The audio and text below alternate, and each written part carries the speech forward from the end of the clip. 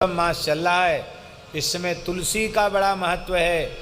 दीपदान का महत्व कार्तिक मास में दीपदान, बहुत ध्यान से सुन लो भैया, कार्तिक मास में जो दीपदान का महत्व है उससे 1000 गुना अधिक महत्व है पुरुषोत्तम मास में दीपदान का। तुलसी तो तुलसी है, साक्षात भगवत स्वरूपा है। ये तुलसी, इनकी बड़ी भारी महिमा है। या दृष्टा निखिलाघ संघ समनी, तुलसी के दर्शन मात्र से संपूर्ण पाप नष्ट हो जाते हैं। या दृष्टा, पद्म पुराण का श्लोक है। या दृष्टा निखिलाघ संघ समनी स्पृष्टा बपुष्पावनी, तुलसी स्पर्श मात्र से शरीर को पवित्र कर देती है। यह शरीर मलमूत्र का बर्तन है, भांड है। बढ़िया से बढ़िया गंगा जल डालो तो भी मूत्र बन के निकल जाएगा, बढ़िया से बढ़िया प्रसाद पाओ तो भी मल बन के निकल जाएगा। ये मलमूत्र बनाने की फैक्ट्री है, कारखाना है ये शरीर। इसको चाहे जितना धो मांजो, इसकी अशुचिता निर्मूल नहीं होती, समाप्त नहीं होती। क्यों नहीं होती समाप्त? कोई चिकित्सक बैठा है यहाँ? कोई डॉक्टर है यहाँ? कोई नहीं है। चलो न होए तो कोई बात नहीं। ये शरीर जो है मलमूत्र पर टिका हुआ है। किस पर टिका हुआ है? चिकित्सा पढ़े हुए लोग जान सकते हैं, सारा मल निकल जाए तो व्यक्ति जीवित रहेगा? तुरंत मर जाएगा। मलमूत्र पर शरीर टिका है, जीवनी शक्ति छिपी है मलमूत्र में। इसका अर्थ है मलमूत्र भी निंदनीय नहीं है। बोलो वृंदावन बिहारी। सारा मल निकल जाए मर जाएगा आदमी। इसलिए कुछ न कुछ मलमूत्र रहता ही है शरीर में। डॉक्टरों के अनुसार जब अंतिम में मल होता है, काला मल अंतिम में, वो हो सकता है मरने के 2-4 घंटे पूर्व हो जाए, हो सकता है 1-2 दिन पहले भी हो सकता है। और वो मल जब निकल जाता है रोगी के शरीर से, तो चिकित्सक कहते हैं कि अब इनका जीवन अब शेष नहीं है, अब ये बचेंगे नहीं। ये चिकित्सक मान लेते हैं, स्वीकार कर लेते हैं कि इनका अब जीवन नहीं है।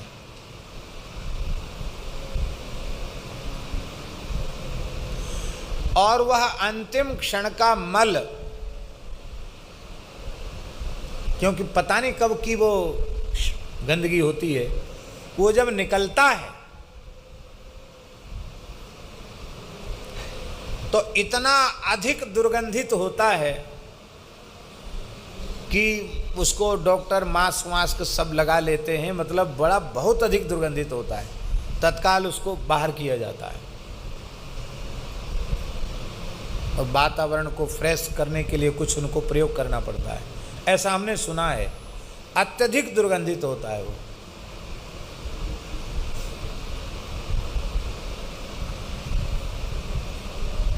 पूज्य श्री पंडित जी महाराज, गिरिराज जी वाले बाबा सरकार, पूज्य पंडित श्री गया प्रसाद जी महाराज,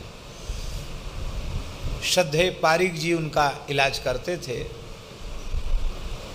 तो उनको भगवत धाम जाने के शायद 1-2 दिन पहले ये मल हुआ पंडित जी को। तो सारा कुंज मंदिर स्थान एक विलक्षण प्रकार की दिव्य सुगंध से गमक उठा।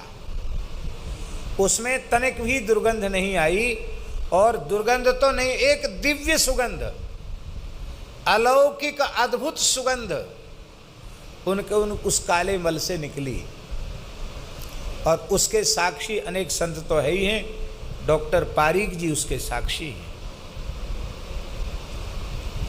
उन्होंने कहा महाराज चिकित्सा विज्ञान बहुत पीछे छूट गया, मानवीय बुद्धि से, पुस्तकीय ज्ञान से ये समाधान कोई नहीं कर सकता कि मल तो किसी का भी हो दुर्गंधित ही होता है, और उस अवस्था का मल तो अत्यंत दुर्गंधित होता है। दुर्गंध नहीं है चलो ये तो ठीक है, पर सुगंध कैसे आ गई उसमें? पहेली बनकर रह गया।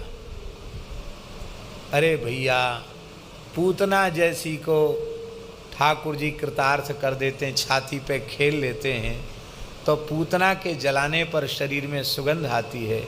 और जिन बाबा ने वात्सल्य भाव से जीवन भर लाला को गोद में खिलाया हो, उनके उस शरीर के विकार में सुगंध आ जाए तो कौन सा आश्चर्य है। ठीक यही घटना पूज्य सद्गुरुदेव श्री भक्तमाली जी महाराज के जीवन में घटित हुई, और उस घटना का ये दास तो साक्षी है ही, परम श्रद्धेय स्वामी श्री राम शर्मा जी उस घटना के साक्षी हैं। लक्ष्मी लाइफ हॉस्पिटल है एक छोटा, अभी भी है, उस हॉस्पिटल में महाराज जी को ले गए थे। वहाँ भी महाराज जी को ऐसे कुछ इच्छा हुई कि हमको शौच जाना है, कई दिनों से गए नहीं थे, तो हुआ। वहाँ भी ऐसे ही घटना घटी। डॉक्टर ने तो कह दिया कि अब ये हम लोगों के अनुसार ये संकेत है कि अब अधिक जीवन अब नहीं है, कि आप चाहें तो यहाँ रखें, चाहें तो अन्यत्र ले जाएं, मतलब डॉक्टर ने कह दिया। लेकिन वो आश्चर्यचकित था। अब पूज्य स्वामी श्री राम शर्मा जी महाराज जी का दर्शन करने आए थे। पूरा हॉस्पिटल द्वार से लेके भीतर तक दिव्य सुगंध, पूरे कक्षों में सब में एक अत्यंत दिव्य सुगंध। ये है भजन की महिमा, भगवत चिंतन की महिमा। डॉक्टर भी आश्चर्यचकित हो गया कि मैंने अपने जीवन में ये पहला केस है, ये इतनी खुशबू भी निकलती है मल से, ऐसा आज तक देखा सुना नहीं गया। और महाराज जी के पास जैसे ही स्वामी जी पहुँचे तो महाराज जी बड़ी जोर से हंसे और बोले जय जय श्री राधे, ऐसे बोले जय जय श्री राधे। और स्वामी जी नाचने लग गए। अरे बोले आप कहते बाबा बीमार हैं? कौन कह रहा हो बाबा बीमार? महाराज जी तो हंस रहे हैं। तो स्वामी जी से बोले कि हमारा एक काम कर दो। महाराज जी बोले हमारा एक काम कर दो। क्या?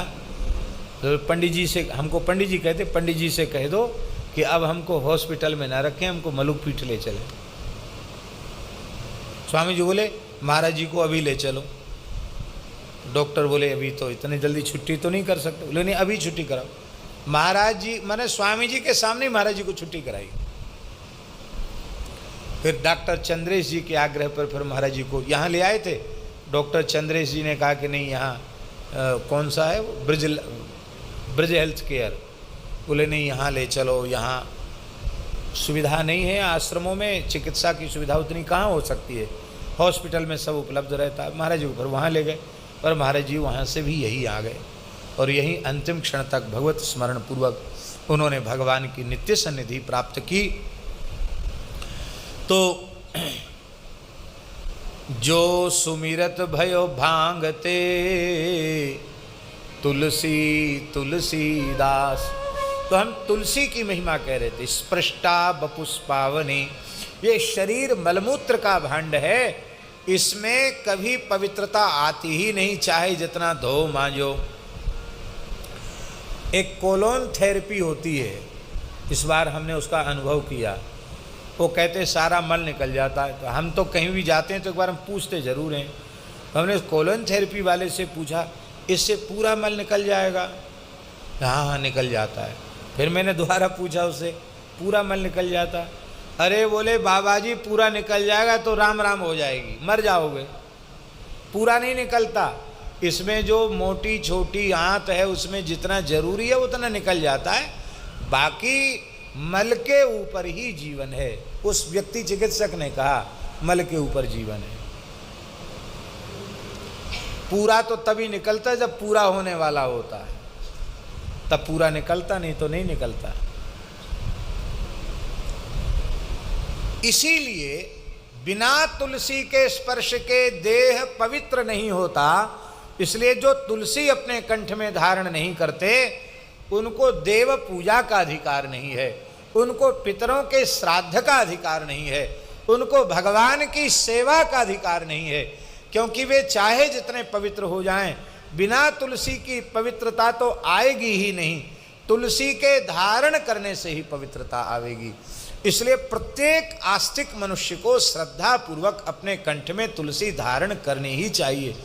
भले ही वह वैष्णव संप्रदाय से दीक्षित न हो तो भी भगवान को निवेदित करके तुलसी अपने कंठ में धारण करनी चाहिए। हाँ, ये बात अवश्य है कि तुलसी धारण करने के बाद तुलसी की मर्यादा जरूर रखनी चाहिए। मर्यादा क्या? जो वस्तु भगवान को भोग नहीं लग सकती है उस वस्तु को हम आहार के रूप में न लें। जो खाने पीने की जो वस्तुएं निषिद्ध हैं उन वस्तुओं को हम अपने आहार के रूप में न लें। ये तो बहुत अच्छी बात है। हम अपवित्र आहार से विहार से बचेंगे तो हमारा अंतःकरण भी पवित्र होगा और हमारा जीवन भी स्वस्थ होगा। स्वस्थ जीवन जीने का ये साधन है। तुलसी की मर्यादा रखनी चाहिए।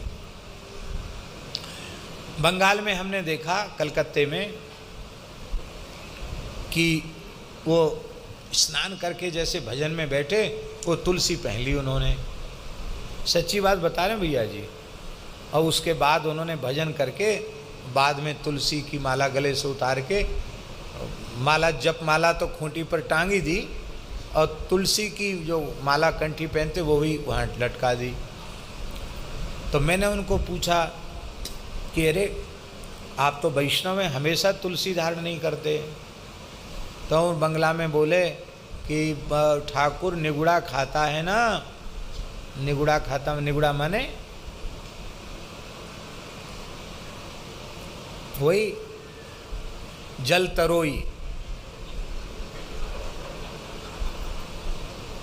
और कितना स्पष्ट करके बता मैं है? और मछली वछली खा लेते हैं ना, तो वो जाते हैं, कई बार मछली खाना पड़ता है, दावत होती है, न्योता होता है, तो गुरुजी ने बोल दिया ना कंठी पहन के नहीं खाना, तो हम कंठी जप के समय उसमें खाते पीते नहीं, उस समय पहन लेते हैं, बाद में उसको रख देते। भैया ये चतुराई मत करो। ऐसा क्यों चतुराई करते हो? कंठी धारण करो तो कभी उसको त्यागो मत। शास्त्रों में लिखा है, क्षणा यज्ञोपवीतवद्धार्या कंठे तुलसी मालिका क्षणार्धम तद्विहीनोपि विष्णुद्रोही भवेन्नरः। जैसे द्विजाति को, ब्राह्मण को निरंतर यज्ञोपवीत धारण करके रहना चाहिए, ऐसे ही वैष्णव मात्र को हमेशा कंठी धारण करनी चाहिए। आधे क्षण के लिए भी कंठी से यदि कंठ रहित हो गया तो वो भगवत द्रोही के तुल्य हो जाता। विष्णुद्रोही भवेन नरः। तो हम भगवत द्रोही क्यों बने? हमारे गले में तुलसी अवश्य होनी चाहिए। कई बार कंठ की तुलसी धागा में होती तो टूट ही जाती है, तो और भी उपाय है। अब कान में तुलसी है, अब ये तो जल्दी टूटेगी नहीं, ये तो रहेगी ही, तो तुलसी का संपर्क बना रहता है। हमारे यहाँ महात्मा लोग जटा में तुलसी के दाने डाल देते हैं, ये जैसे दाना है तुलसी का, ऐसे दाना डाल लेते हैं। मान लो गले वाली किसी अवस्था में, ये डॉक्टर बड़े विचित्र होते हैं। हम तो पहले ही पक्का कर देते हम कंठी नहीं उतारेंगे, लेकिन वो कहेंगे नहीं नहीं सब उतार दो, हॉस्पिटल में जाओ तो सब उतार दो। तो सब जगह तो उतारने को बोलेंगे, ये तो कहेंगे जटा उतरवा दो, ये तो नहीं बोल सकते हैं, तो हमें से हॉस्पिटल में नहीं जाना। तो उस समय भी तुलसी से विमुख न होवें। तुलसी सदा शरीर पर रहनी ही चाहिए। स्पृष्टा वपुष्पावनी। स्नान के समय तुलसी का एक दाना भी जिसके शरीर पर है, उसको छू करके जब जल शरीर पर पड़ता है तो सारी धरती के तीर्थों में स्नान का पुण्य प्राप्त हो जाता है। स्नान काले तु यस्यांगे दृश्यते तुलसी शुभा सर्वतीर्थेषु स्नातम भवति तेन न संशयः। सारे तीर्थों में स्नान हो जाता है, इसमें संदेह नहीं है।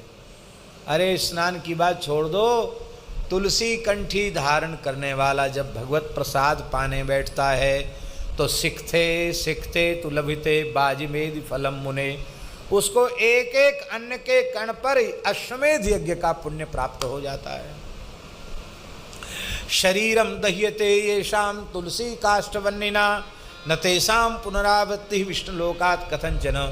जिनका शरीर तुलसी की लकड़ी से जलाया जाता है, अंतिम संस्कार में तुलसी की सूखी लकड़ी का प्रयोग हो जाता है, वो जीव लौट करके फिर भगवान के धाम से धरती पर नहीं आते हैं। इतनी महिमा है। तुलसी से भगवान का महानैवेद्य तैयार होता है। कौन सा नैवेद्य? क्या कहते हैं उसको? महानैवेद्य। जिस विधि से हम बता रहे हैं, इस विधि से आप भगवान को भोग लगा दोगे तो आपके घर के ठाकुर जी 1000 वर्ष तक के लिए तृप्त हो जाएंगे। 1000 वर्ष तक का भोग आपने लगा दिया।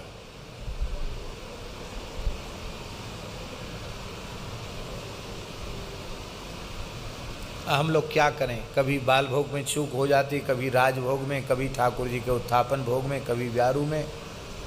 तो कोई चूक ना हो, सारे दोषों का परिहार इस महानैवेद्य के अर्पण से हो जाता है। इसकी विधि है। भूमि को, स्थल को अत्यंत पवित्र करके, गाय के गोबर से लीप करके और चूल्हा चेता करके, अच्छा हो कि यज्ञीय अग्नि मिल जाए, यज्ञ की अग्नि मिल जाए तो अच्छा है। उस अग्नि से ही चूल्हे को चैतन्य करें और फिर संपूर्ण रसोई भगवान की तुलसी की सूखी लकड़ी से ही बनावे। संपूर्ण रसोई तुलसी की लकड़ी से बनावे, बड़ी पवित्रता से।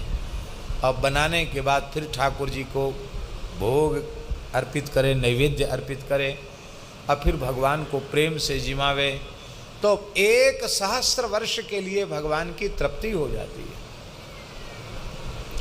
कितनी अच्छी! भगवान तो तृप्त ही हैं, माने वो 1000 वर्ष तक आप अष्टयाम में जो भोग लगाओगे, उतने भोग से जितने राजी होंगे, उतना एक बार के भोग से राजी हो जाते हैं, प्रसन्न हो जाते हैं। एक बार हम गीता वाटिका गए गोरखपुर, तो वहाँ बगीचा से तुलसी पुरानी सूखी रखी थी, बहुत तुलसी थी और नए नई पौध लगाई थी। तो हमने वहाँ पूछा कि तुलसी का उपयोग क्या है? अरे बोले इनको नदी में विसर्जन कर देंगे। तो मतलब किसी के काम की तो नहीं है? बोले किसी काम की नहीं। तो हमने कहा हम उपयोग कर सकते हैं? बोले हाँ करो। तो यज्ञ में नित्य आहुति में तुलसी का, हवन में बहुत महत्व है तुलसी का, वो तो है ही है। तो हमने कहा कि अच्छा अवसर है, यहाँ बनाना चाहिए। तो मिट्टी का सुंदर कोरा मटका मंगा करके और सुंदर देसी गाय का दूध मंगाया गया और तुलसी की लकड़ी से ही खीर तैयार हुई। श्री राम जय राम जय राम। और ये हमारे साथ जितने लोग हैं सबको कहा गया कि महामंत्र का उच्चारण करते हुए चावल बीनना है। महामंत्र एक पूरा हो जाए, 16 नाम, तब एक चावल रखना है। अब सब चावल बीनने में लग गए और बस हरिनाम, बीच में किसी को कुछ बोलना नहीं है। हरिनाम लेते हुए खीर बनी, ठाकुर जी को भोग लगा और भोग लगने के बाद जो पाया, आहा क्या कहें, गिरा अनयन नयन बिनवानी। अब हम बोल ही नहीं सकते हैं, अनिर्वचनीय दिव्य स्वाद। ऐसा लगा कि ठाकुर जी के अधर सुधारस का स्वाद उसमें है। और हमने तो पूरा कटोरा भर के खीर ही लिया और कुछ दूसरी चीज़ ली नहीं। ऐसा नशा छा गया भगवत कृपा का, भगवत प्रेम का, क्या कहना। आप लोग चाहें तो भगवान को इस प्रकार से बड़ी पवित्रता से नैवेद्य भी अर्पित कर सकते हैं। श्रीमन महाप्रभु जी ने विष्णु प्रिया जी को जो उपदेश किया है, उसमें भी एक एक चावल का कण और उसी से नैवेद्य तैयार करके ठाकुर जी को भोग धराने की बात कही है। उनके चरित्र में और लीला में भी देखने को प्राप्त होता है। बोलो भक्तवत्सल भगवान की जय। स्पृष्टा बपुष्पावनी रोगाणाम अभिवंदिता निरसनी। जो तुलसी को नित्य प्रणाम करते हैं, साष्टांग प्रणाम करते हैं। माताओं को पंचांग प्रणाम और पुरुषों को साष्टांग प्रणाम करना चाहिए। श्रद्धापूर्वक तुलसी को जो प्रणाम करते हैं उनके शरीर में कभी भयंकर रोग उत्पन्न नहीं होते हैं। सिक्तांत कत्रासनी, जो तुलसी में नित्य श्रद्धापूर्वक जल सींचते हैं तो यमराज को भय हो जाता है। यमराज कहते हैं चित्रगुप्त, कहाँ हजूर, हाँ सरकार। बोले इसका खाता फाड़ के फेंक दो। क्यों? अरे बोले बड़ा पापी आदमी है, कई जन्मों का पापी है। आप कहते खाता फाड़, वहाँ खाता फाड़ के फेंको इसका। क्यों? बोले अब इसने तुलसी की भक्ति आरंभ कर दी है, अब ये तुलसी जी में रोज़ जल चढ़ाता है। जो तुलसी जी में रोज़ जल चढ़ाता है उसको जमलोक नहीं जाना पड़ता। तो सिक्तांत कत्रासनी, और जिसने तुलसी का पौधा लगा दिया मानो उसने अपने हृदय में भक्ति का बीज बो दिया, भक्ति का पौधा लगा दिया है। और जो भगवान के प्रत्याशक्ति विधायिनी भगवत कृष्णस्य संरोपिता न्यस्ता तच्चरणे विमुक्ति फलदा तस्यै तुलस्यै नमः। और जो भगवान के चरणों में तुलसी अर्पित कर देता है तो विमुक्ति फलदा, वो संसार चक्र से छूट जाता है। ऐसी तुलसी महारानी की जय हो। और इस समय पुरुषोत्तम मास चल रहा है, इस समय तुलसी का बड़ा महत्व है। दीपदान का महत्व, कार्तिक मास में दीपदान, बहुत ध्यान से सुन लो भैया, कार्तिक मास में जो दीपदान का महत्व है उससे 1000 गुना अधिक महत्व है पुरुषोत्तम मास में दीपदान का। अब हम रोज कहना भूल जाते हैं, अब जितने दिन बचे हैं सब लोग दीपदान जरूर किया करो। तुलसी की सूखी लकड़ी को घी में डुबा करके, हो सके तो थोड़ी रुई लगा लो तो जिसमें जल्दी चैतन्य हो जाएगी। और वेद लक्षणा गाय के घी से भगवान के सामने दीपदान करो, यमुना जी पे, पीपल के नीचे, और जहाँ देवालयों में जहाँ चाहें आप वहाँ दीपदान करें। बहुत बड़ी महिमा है तुलसी से दीपदान की का इस पुरुषोत्तम मास में। आज हमारे स्थान के एक संत बोल रहे थे कि आपने एक बार पुरुषोत्तम मास की थोड़ी बात बताई थी, इस बार तो आप भूल ही गए पुरुषोत्तम मास की बात बताना। तो कम से कम आप कुछ बता देते तो लोग सावधान होकर कुछ न कुछ कर लेते, लोगों को लाभ मिल जाता। अब नाम महाराज की चर्चा के आगे दूसरा कुछ सुहाता ही नहीं, क्या करें। और दूसरी बात यह है कि दूसरी तरफ चले जाएंगे तो दूसरी तरफ चले जाएंगे, तो कम से कम नाम वंदना हो जाए और उसके बाद कहीं अवसर मिलेगा तो हम पुरुषोत्तम मास की भी बात थोड़ी सी बताएंगे ज़रूर, जिससे कि लोगों को लाभ मिल जाए। एक भाव हमारे मन में है, हमने आचार्य योगेंद्र जी से तो कहा था लेकिन और हम दूसरे से चर्चा नहीं कर सके।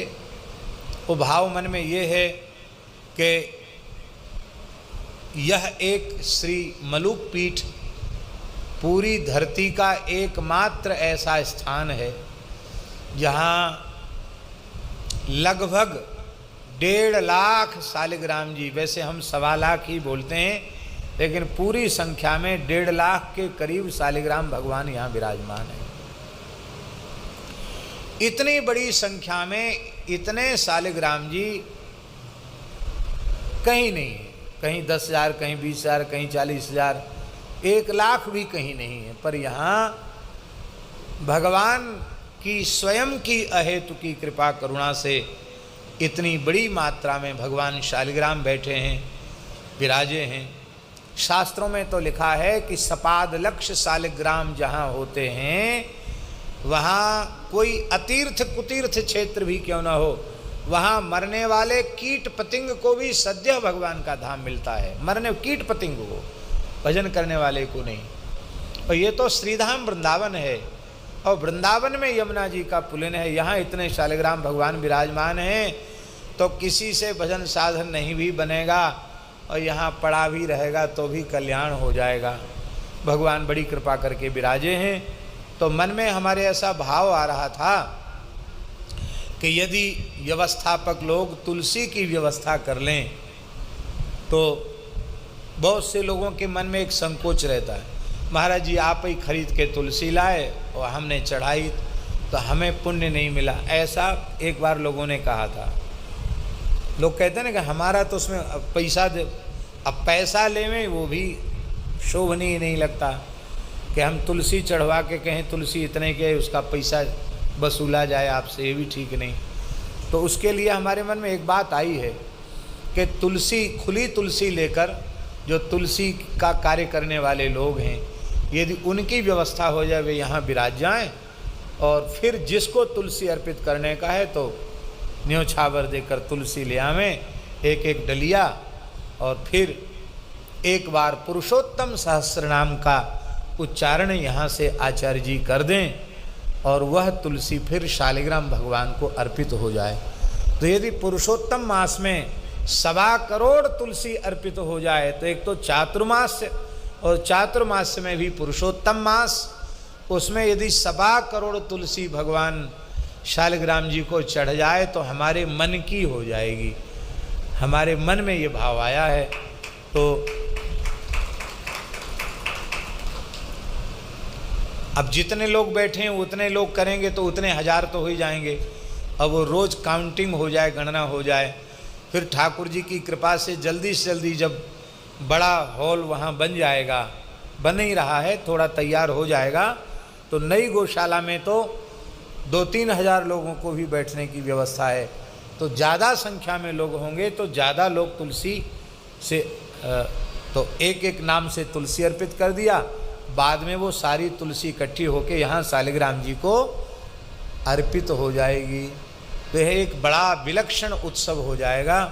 तो ऐसा यदि हो सके तो अच्छी बात है। श्री तुलसी शालिग्राम भगवान की जय। नाम राम को कलप तरु कलि कल्याण निवास, जो सुमिरत भयो भांगते तुलसी तुलसीदास, जो सुमिरत भयो भांगते। मैं तो भांग के पौधे के जैसा था, किसी काम का नहीं, लेकिन नाम स्मरण करते करते भांग जैसा तुलसीदास भी आज तुलसी के जैसा पवित्र हो गया। ये श्री राम नाम की विलक्षण महिमा है। हमको ऐसा लगता है भैया जी कि गोस्वामी जी के ज़माने में भी साधु संत खूब भांग पीते होंगे। उनके मन में आया कि थोड़ी ये प्रेरणा भी दे दें कि भाई भांग मत पियो। इसलिए जो सुमिरत भयो भांगते, भांग को निषिद्ध वस्तुओं में गोस्वामी जी ने गणना की। जो सुमिरत भयो भांगते तुलसी तुलसीदास। और भंग वाले लोग ऐसे ऐसे दोहा छंद सवैया बोल करके तब ग्रहण करते हैं कि क्या कहना है। एक कहावत है, जति को रति, जति को रति। बढ़िया गहरी छनी भई भांग हो तो एक रत्ती, यति माने साधु, एक रत्ती में ही लहर आ जाएगी, तरंग आ जाएगी। जति को रति सिद्ध को मासा। और सिद्ध है तो इतना एक मासा ले लेगा, और इससे अधिक तो देख तमाशा। जति को रति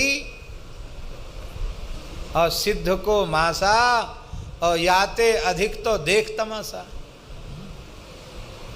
हमारे यहाँ खाक चौक में पहाड़ी बाबा महाराज के यहाँ हमारे स्थान में वर्ष में एक दिन ठाकुर जी को भांग का भोग महाराज जी लगाते। परंपरा से लगता है तो आज भी लगता है।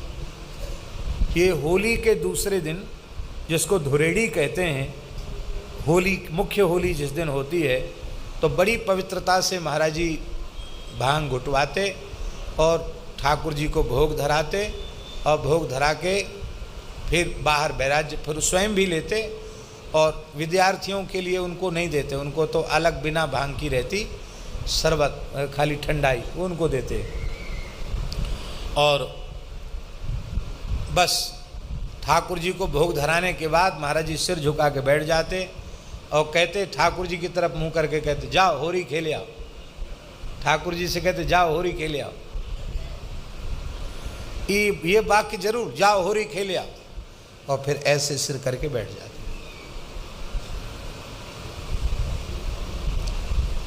तो एक कलकत्ता के हाई कोर्ट के बड़े बैरिस्टर थे, बड़े वकील थे, गोपाल बाबू नाम था, बंगाली थे, और लंदन से बैरिस्टरी की थी, पुराने ज़माने की बात है।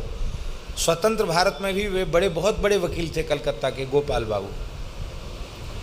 तो सिद्धि कहते बंगाली, सिद्धि, एटू सिद्धि, मैंने थोड़ी भांग हमको भी दो। महाराज जी को, महाराज बोले अरे भाई आप पढ़े लिखे हो, ज़्यादा सहने बहुत गहरी है छनी भाई। अरे नहीं बा एटू प्रसाद देवेन, थोड़ा सा दे, थोड़ा अच्छी लगी, स्वादिष्ट रबड़ी में बनी थी, उन्होंने ले लिया। लेने के बाद जैसी तरंग आई तो तुरंत जाके उन्होंने स्नान किया और अपना बैरिस्टरी वाला पूरा कपड़ा पहना और अपने एक छोटा सा सूटकेस लिया और फॉरवर्ड अंग्रेजी बोले, कभी बंगला बोले, कभी अंग्रेजी धूमे। महाराज बोले क्या हो गया गोपाल बाबू? तो बोले तो प्लेन आने का समय हो गया है और हमको जाना है बहुत ज़रूरी, और हमारा वहाँ हमको जज के साथ जिरह करना है। तो महाराज जी ने कहा ये तो वृंदावन है, यहाँ हवाई जहाज़ है ही नहीं, यहाँ कहाँ हवाई जहाज़ है? तो ऊपर चील उड़ रही थी। तो बोले अरे बाबा देख के रहे कितना जहाज घूम रहा है आकाश में, अब उतरने वाला है। तो एयरपोर्ट कहाँ है? तो छत के ऊपर। उन्होंने कहा ये एयरपोर्ट है, बस अभी जाएंगे हम, बैठेंगे उसमें जहाज में। महाराज जी बोले गोपाल बाबू को कमरे में बंद कर दो, बाहर से कहीं छत से कूद न पड़े ये। तो भैया याते अधिक तो देख तमाशा, इसलिए जो सुमिरत भयो भांगते तुलसी तुलसीदास। हाँ हाँ, आज तो क्या बात है, हम एक दोहा भी नहीं कर पाए। चलो मामूली संक्षेप में कर देते हैं। चहु जुग तीन काल तिहु लोका, भय नाम जपि जीव विशोका। वेद पुराण संत मत एहु, सकल सुकृत फल राम सनेहु। ज्ञान प्रथम जुग मग विधि दूजे, द्वापर परितोषत प्रभु पूजे। कलि केवल मल मूल मलीना, पाप पयो निधि जन मन मीना। पाप पयो निधि जन मन मीना। चारों युगों में, तीनों कालों में, तीनों लोकों में यदि जीव सर्वथा शोक रहित हुआ है तो वह केवल और केवल श्री हरिनाम के अनन्य आश्रय से ही। चहु जुग, चारों युगों में, सतयुग त्रेता द्वापर कलयुग, तीनों काल, भूत भविष्य वर्तमान, तीनों लोक, भूलोक, नीचे के पाताल आदि 7 लोक, ऊपर के भुवर लोक आदि 7 लोक, ये तीनों लोक, इनमें यदि कोई जीव शोक रहित हुआ है, शोक रहित होना क्या है? स्वर्ग पहुंचना शोक रहित होना नहीं है, ब्रह्मलोक तक पहुंचना भी शोक रहित होना नहीं है। भगवान की नित्य सन्निधि प्राप्त कर लेना और उनका नित्य कैंकर्य प्राप्त कर लेना, यही शोक रहित होना है। इसलिए वेद, पुराण और संत, इन तीनों का मत यही है कि सारे जीवन के पुण्यों का परम फल है श्री राम नाम में अनुराग। यदि नाम में अनुराग नहीं हुआ तो आपके जीवन के सुकृतों का कोई फल आपको नहीं मिला। कहते हैं कि सतयुग में ध्यान रूपी साधन की प्रधानता थी, त्रेता में यज्ञ की प्रधानता, ध्यान प्रथम युग माने सतयुग में ध्यान की प्रधानता, और त्रेता में यज्ञ की प्रधानता, और द्वापर में भगवान की पूजा की प्रधानता थी। कलयुग में क्या है? बोले कलयुग में तो कोई साधन ही नहीं, ध्यान बन नहीं सकता, यज्ञ सविधि हो नहीं सकते, पूजा में भी अनेक प्रकार के दोष अपराध बन ही जाते हैं। क्यों सब साधन कलयुग में नहीं बन सकते? उसका उत्तर दे रहे हैं। कलि केवल मल मूल मलीना पाप पयोनिधि जन मन मीना। जैसे मछली को जल से प्रेम होता है, ऐसे ही कलयुगी जीवों को पाप से प्रेम है। वो पाप से रहित नहीं होना चाहते हैं, पाप से उनको प्रेम है। वो मल मूल, मल की जड़ अत्यंत मलिन है और पाप रूपी समुद्र में मछली बनकर रह रहे हैं, उससे बाहर नहीं होना चाहते। ऐसे उन जीवों के कल्याण के लिए तो कोई साधन ही नहीं बचा, एकमात्र साधन है। वो कौन सा साधन है? नाम काम तरु काल कराला, सुमिरत समन सकल जग जाला। राम नाम कलि अभिमत दाता, हित परलोक लोक प्रतुमाता। हित परलोक लोक प्रतुमाता, हित परलोक लोक प्रतुमाता। इस भीषण कराल कलिकाल में भगवान नाम ही कल्प वृक्ष है और जो स्मरण मात्र से संपूर्ण जंजालों से मुक्त कर देता है, शांत कर देता है। राम नाम ही कलयुग में मनोवांछित फल देने वाला है। ये राम नाम ही माता पिता के समान हितैषी है। इस लोक में भी कल्याण करने वाला है और परलोक में भी कल्याण करने वाला है। बोले रे आपने तो कह दिया केवल नाम, कर्म नहीं, कर्मयोग नहीं। आज कितना बढ़िया संवाद हुआ है। ब्रह्मा जी और शंकर जी का, शंकर जी और भगवान महाविष्णु का संवाद, शिव पार्वती का संवाद, बड़ा अद्भुत गौरांग लीला में संवाद हुआ। नहीं कली कर्म न भगति विवेकु, नहीं कली कर्म न भगति विवेकु। राम नाम अवलंबन एकु, राम नाम अवलंबन एकु। निष्काम कर्मयोग ठीक से बन नहीं पाएगा, भक्ति योग भी नहीं बन पाएगा और विवेक माने ज्ञान योग, ज्ञान योग भी नहीं बन पाएगा।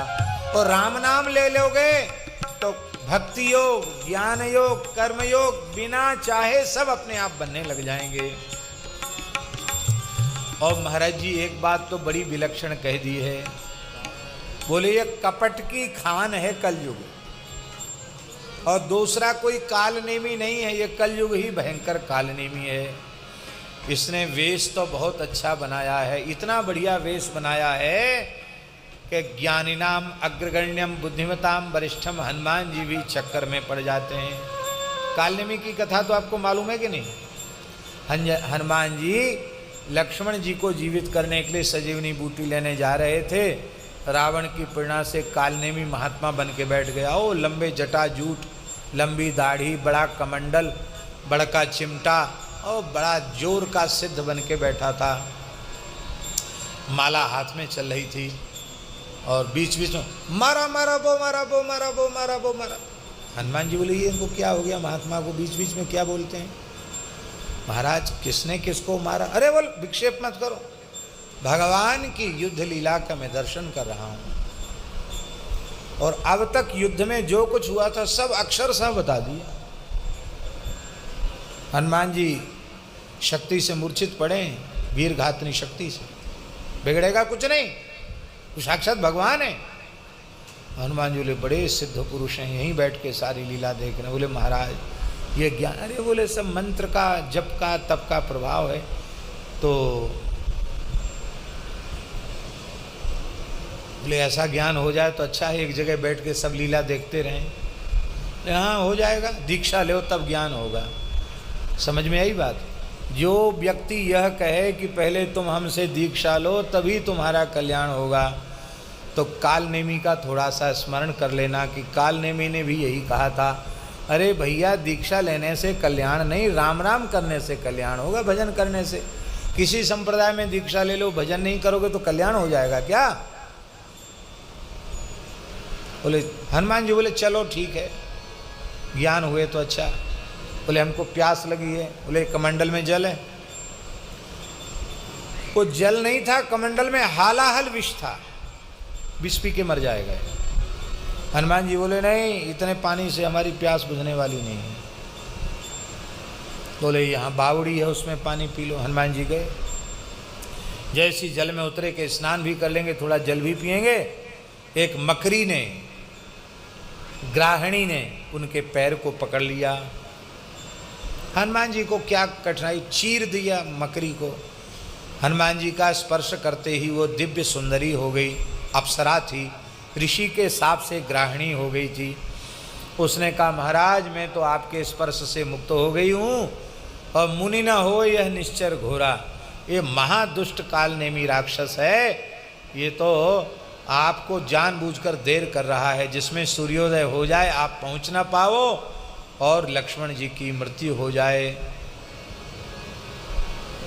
तो आप चेला बनने के लिए तैयार हो। देख लो मैं तो जा रही हूँ देवलोक, आप सावधान हो जाओ। हनुमान जी बोले बिल्कुल हो गए, समझदार को इशारा काफ़ी। हनुमान जी बड़ी श्रद्धा से आए, श्री राम जय जय राम करते हुए, आओ वत्स मैं तुम्हें दीक्षा दूंगा, अवश्य गुरुदेव दीक्षा प्रदान करें, पर आपका नियम है कि जब आप दीक्षा देते हैं तब दिव्य ज्ञान होता है। हमारा नियम है पहले हम गुरु जी को दक्षिणा अर्पित करते हैं, गुरु दक्षिणा पहले देते हैं, बाद में मंत्र लेते हैं। अच्छा, ऐसा शिष्य तो जीवन में पहली बार उपलब्ध हुआ जो दीक्षा के पहले ही दक्षिणा प्रदान कर दे। हाँ गुरुजी, हमारी दक्षिणा इतनी जोरदार होती है कि साधारण गुरु से पचा नहीं सकता है, पचा लेगा तो दीक्षा देने लायक हो जाएगा। अरे बोले बच्चा, हम साधारण असाधारण क्या है, गुरुर्ब्रह्मा गुरुर्विष्णु गुरुर्देवो महेश्वरा, गुरु साक्षात परब्रह्म तस्मै गुरु श्री गुरुवे नमः, ब्रह्म तत्व विनाशी होता बच्चा। ठीक है, दक्षिणा के लिए तैयार हो जाओ। और भरी लंगूर लपेट पछारा, पूंछ में कस के गुरु जी को बांधा, घुमा के दे मारा जोर से, ऐसे दो मारा कि महाराज वो भयंकर राक्षसी देह उसका प्रकट हो गया। पर अंत में श्री राम श्री लक्ष्मण कह करके उसने देह त्याग किया। हनुमान जी के नेत्र भर आए, अधम असुर है पर नाम से इसकी भी सदगति हो गई। ये भी एक बात है कि कालनेमी ने एक संकल्प किया मरते समय। कालनेमी ने मन में विचार किया कि हनुमान जी भगवान के भक्त हैं, मैं मर रहा हूँ इनके हाथ से, अच्छी बात है, पर हमारा मनोरथ था कि जैसे रावण कुंभकर्ण आदि भगवान के हाथ से मारे जाएंगे, मैं भी भगवान के हाथ से ही मारा जाता तो कितना अच्छा होता। अंते मति सा गति ही, तो राम जी के हाथ से मारा जाऊं, इसी संकल्प ने उस काल नेमी को दूसरे जन्म में कृष्णावतार में कंस के रूप में उत्पन्न कर दिया। और फिर भगवान श्री कृष्ण ने उस काल नेमी स्वरूप कंस को पछाड़ा। बोलो कंस निकंदन भगवान की जय। भगवान की लीलाओं के बड़े रहस्य हैं। गोस्वामी जी कहते हैं ये कलयुग ही काल नेमी है जो कपट का निधान है। और नाम कौन है? बोले कलयुग में नाम ही हनुमान जी हैं, जो हनुमान जी के आगे काल नेमी की दाल गलती नहीं है। इसका मतलब केवल भगवान नाम ऐसा है कि जो इस कली रूपी काल नेमी से बचाने वाला है। काल नेमी कली कपट निधान, काल नेमी कली कपट निधान, नाम सुमति समरथ हनुमान, नाम सुमति समरथ हनुमान। स्कंद पुराण में एक बात लिखी है। स्कंद पुराण में लिखा है कि सतयुग में, सतयुग की जितनी आयु है उतनी आयु पर्यंत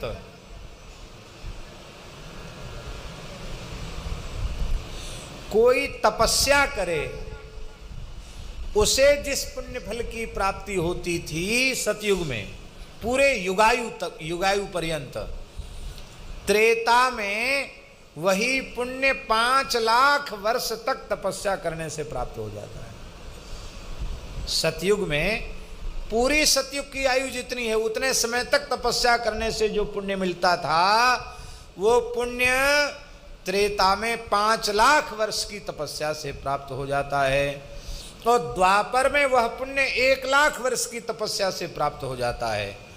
और कलयुग में केवल 1 दिन रात भगवान के नाम का जप कर लेने से वो सतयुग का पूरे युग का पुण्य, त्रेता का 5 लाख वर्ष का पुण्य, द्वापर का 1 लाख वर्ष का पुण्य, कलयुग में केवल 1 दिन 1 रात्रि, दिनई केन, रात्रि तो हम बोल रहे हैं, दिनई केन, एक सूर्योदय से सूर्यास्त तक कुछ खाओ पियो नहीं, केवल जप करो, तो सतयुग का पूरे युग का पुण्य, त्रेता का 5 लाख वर्ष का पुण्य और द्वापर का 1 लाख वर्ष भजन का पुण्य, केवल एक सूर्योदय से सूर्यास्त तक कोई हरिनाम ले ले उसको प्राप्त हो जाएगा। बताओ है इतना कोई पुण्य देने वाला? नाम के अतिरिक्त कृते तु युग, लिख लो श्लोक, कृते तु युग पर्यंतम त्रेतायाम लक्ष्य पंचकम द्वापरे लक्ष्य में कंतु दिनैकेन कलौ युगे। 1 दिन में कलयुग में वो प्राप्त हो जाता है। पद्म पुराण में लिखा है महाराज जी, कृते यध्यायतो विष्णुम त्रेतायाम यजतो मखैः द्वापरे परिचर्यायाम कलौ तद्धरी कीर्तनात्। सतयुग में ध्यान से जो फल मिलता था, त्रेता में यज्ञ से, द्वापर में परिचर्या से, वही फल कलयुग में केवल नाम संकीर्तन से मिल जाता है। लोकोद्धारणार्थ हरिनाम प्रकाशयेत् सर्वत्र मुच्यते लोको महापापात् कलौ युगे। स्कंद पुराण में भगवान शिव पार्वती जी से कह रहे हैं, ध्यान से सुने, वो कह रहे हैं सब लोगों का धर्म है कि सब हरिनाम का प्रचार करो, हरिनाम का प्रचार करो, खुद भजन करो और सबको भजन में लगा दो। बोले क्या होगा उससे? बोले ये सबसे बड़े पुण्य का काम है कि जीव जगत के उद्धार के लिए स्वयं हरिनाम का जप करें और हरिनाम जप का खूब प्रचार करें, क्योंकि सर्वत्र मुच्यते लोकः, सारा संसार मुक्त हो जाता है, महापापात् कलौ युगे, महापाप से कलयुग में मुक्त हो जाता है। ऐसे श्लोक जब हम पढ़ते हैं तो हमारी परम श्रद्धे श्री प्रभुपाद जी के प्रति बड़ी श्रद्धा उत्पन्न हो जाती है। जिन म्लेच्छ देशों में जिनका खान पान आचरण एकदम अशुद्ध ही था, ऐसे क्षेत्रों में जाकर उन्होंने न जाने कितने लोगों के मस्तक पर तिलक, गले में तुलसी और अच्छे अच्छे साधक नाम जपने वाले, मैं अपनी आँखों से देखी बात बता रहा हूँ, सुनी हुई बात नहीं बता रहा हूँ। एक बार हम वृंदावन की परिक्रमा कर रहे थे, बहुत पुरानी बात है, तब परिक्रमा पथ कच्चा था, केवल ये तो बहुत पीछे चामुंडा से और ये गोरेदाऊ जी तक गट्टी की सड़क बहुत पीछे बनी, पहले सब कच्चा था और बीच में मथुरा वृंदावन वाला रोड ही पक्का था और रमन रेती में कितनी रेत थी, चलते चलते पैर भर जाते थे। पूरा परिक्रमा पथ कच्चा था, कैसी कुंजों की झूम थी। हम तो स्वयं कल्पना करते हैं कि कैसा समय था परिक्रमा का, अद्भुत था। तो हमको एकादशी का दिन था, थोड़े गर्मी का समय था, विलंब हो गया परिक्रमा में, प्रायः एकादशी को जाती थी वृंदावन परिक्रमा, देर हो गई, गर्मी का समय था, शायद जेठ रहा होगा या बैसाख रहा होगा, खूब तेज गर्मी थी। उस तेज गर्मी में पैर जल रहे थे, क्यों वहाँ सब रेत ही थी उस समय। ये मदन मोहन जी का जो पुराना मंदिर है, इस तरह की बात है, सब कच्चा था। हमने देखा एक विदेशी युवक जो वेशभूषा को देखकर लगता था कि इस्कॉन से जुड़ा हुआ होगा, बड़े सुंदर तिलक उसके मस्तक पे थे, और उसने अपना कपड़ा खोला और मदन मोहन जी के मंदिर को देखकर उस तपती हुई रेत में लेटकर साष्टांग प्रणाम किया। मैंने अपनी आंखों से देखा, मैं सुनी हुई बात नहीं बता रहा हूँ। जिस रेत में गर्म धरती पर पैर रखना बड़ा मुश्किल था, उसने साष्टांग प्रणाम किया, और इतनी गर्मी थी कि कोई भीड़ भी नहीं थी। अब बहुत भीड़ होने लग गई, पहले ज़्यादा भीड़ भी नहीं होती थी, माने हम अकेले ही थे ऐसा समझिए। तो ऐसा कई बार लोगों को दिखाने के लिए भी करने लग जाते, ऐसा कुछ था नहीं वहाँ। तो मेरे मन में आया कि धन्य है उस महापुरुष को, महात्मा को, जिसने विदेश की धरती में पैदा हुए लोगों में ऐसी श्रद्धा जगा दी। हम उस महात्मा को प्रणाम करते हैं। ये बात, इसलिए आज्ञा है, भगवान शिव कह रहे हैं कि खूब हरि नाम का प्रचार करो, क्योंकि महापातकों से मुक्ति दिलाने वाला इससे बढ़कर कोई साधन नहीं है। ध्यायन कृते यजन यज्ञैस्त्रेतायाम द्वापरेर्चयन यदाप्नोति तदाप्नोति कलौ संकीर्त केशवम। केवल कीर्तन से प्राप्त हो जाता है। यदभ्यर्च हरिम भक्त्या कृते कृत सतैरपि फलम प्राप्नोत्यविकलम कलौ गोविंद कीर्तनात्। हजारों यज्ञों को करने से भी जिस पुण्य की प्राप्ति नहीं होगी, वह पुण्य केवल गोविंद नाम के संकीर्तन से प्राप्त हो जाएगी। अब एक दोहा करने का नियम है, बस दोहा बोलकर हम विराम करेंगे, और कुछ रह जाएगा तो कल करेंगे।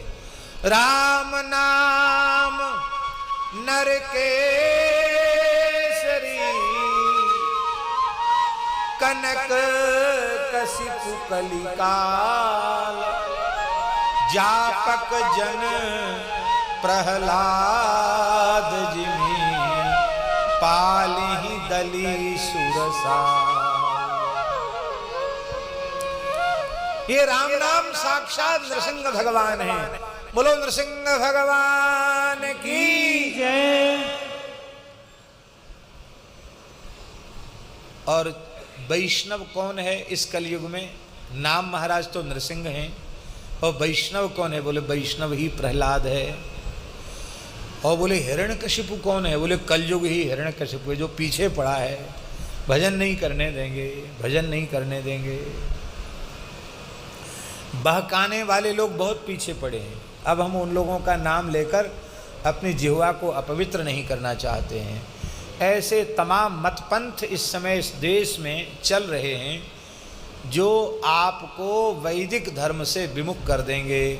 उनकी वर्णाश्रम धर्म में श्रद्धा नहीं है, गीता भागवत रामायण में श्रद्धा नहीं है, तुलसी पीपल में उनकी श्रद्धा नहीं है, गौ ब्राह्मण संतों में उनकी श्रद्धा नहीं है। और महाराज बड़े बड़े आडंबर बना के बैठे वो, और अमीर लोग और पढ़े लिखे लोग, अधिकारी वर्ग के लोग ऐसी संस्थाओं से जुड़ रहे हैं, क्योंकि उनके पुण्य ही नहीं है कि सच्चे संत से जुड़ सकें। वो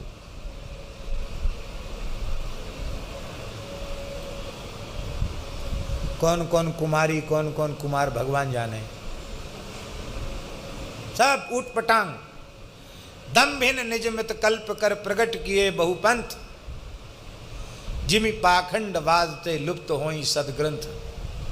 हम भी गए एक ऐसी जगह, बहुत बड़ा केंद्र है उनका, हमको ले गए लोग, देखने गए थे हम। तो बोले देखो प्रजापिता कैसे देख रहा है अपने पुत्रों को, कितने समय बाद पुत्र आए हैं। इधर खड़े हो जाओ, देखो कैसे देख रहा है, इधर खड़े हो जाओ कैसे देख रहा है। हमने कहा सब देख लिया। आप मलुक पीठ आना, उज्जैन कुंभ में एक फोटोग्राफर ने हमारा फोटो खींचा था, उसको कहीं से भी रख के कहीं से भी व्यक्ति खड़े होके देखे, लगता है कि हमारी तरफ देख रहा है, ये क्या होगा इसमें। तो वो जो हमको सब जगह दिखा रहा था वो खिसक गया वहाँ से। अरे बोले बाबा जी इसके ऊपर कोई विद्या चलने वाली नहीं है। बोले हमारा वक्तव्य इन पर चलने वाला नहीं, बहुत चतुर लोग हैं। हम लोग वहाँ से चले आए। भूल ही मूढ़ न चतुर नर, सब भूल रहे हैं, सब भटकावे में हैं। दुर्भाग्य है इस देश का कि इसके शासन के मूल में धर्मनिरपेक्षता की भावना है। धर्मनिरपेक्षता नहीं, धर्मनिरपेक्षता का अर्थ है अधर्म सापेक्ष। ये अधर्म सापेक्ष देश की नीति चल रही है। सच्ची बात यह है, भारत धर्म प्राण राष्ट्र है, इसलिए सनातन धर्म के सर्वथा अनुरूप ही उत्तमोत्तम सुशासन की व्यवस्था इस देश में होनी चाहिए, और देश में नहीं सारे संसार में किसी समय केवल और केवल वैदिक सनातन धर्म का ही ध्वज फहरा रहा था। ऐसा मंगलमय अवसर आना चाहिए जो सारी धरती पर भागवत धर्म, वैष्णव धर्म, हरिनाम के धर्म का ध्वज फहरावे, सनातन धर्म का ध्वज फहरावे, ये होना चाहिए। लेकिन यही ऐसी संस्थाओं को खूब प्रोत्साहन दिया जा रहा है।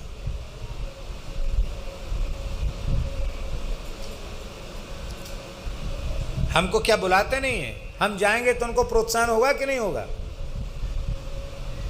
अब मंत्री संतरी जितने हैं ना, नेता लोग, उनको तो जहां भीड़ है वहां उनको जाना है। क्यों? वोट चाहिए उनको,